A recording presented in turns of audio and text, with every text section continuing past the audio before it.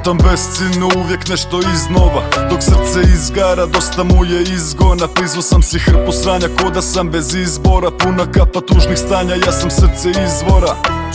Čistina dubine, ne gledam si sine. Usredotočen iz divljine, pamtim lice ne ime. Često ukrivo se vinem, pa mi prekasno sine. Da krive glasove slušam te ostanem bez nutrine. Tada stiže vrijeme tmine.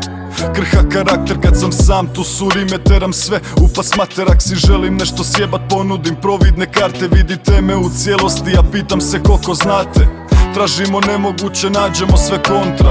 Pa ponos sve povuče oko prsta mota.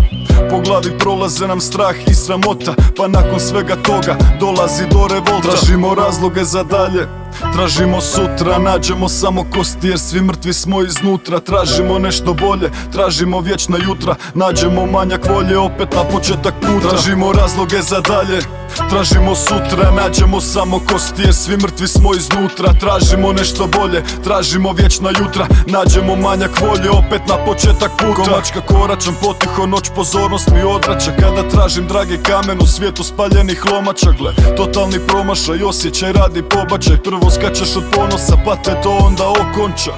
Omča oko vrata steže, bol te hvata, reže. Nakupine zraka polako zatvara vrata. Budućnost postaje tamna, a kazaljke od sata postanu prebliske kao Titanik i Santa. Leda trebam da mi ohladi žarište, da ne tražim više ništa sem prirode gdje je čvrsto mi stanište. Svati stari se i dok si mlad pronađi se, jer preostale stanice se troše pošto služe kao gazište. Našao sam mir u toku fluidnog života, opušteno pićim dok svatko živ zamota.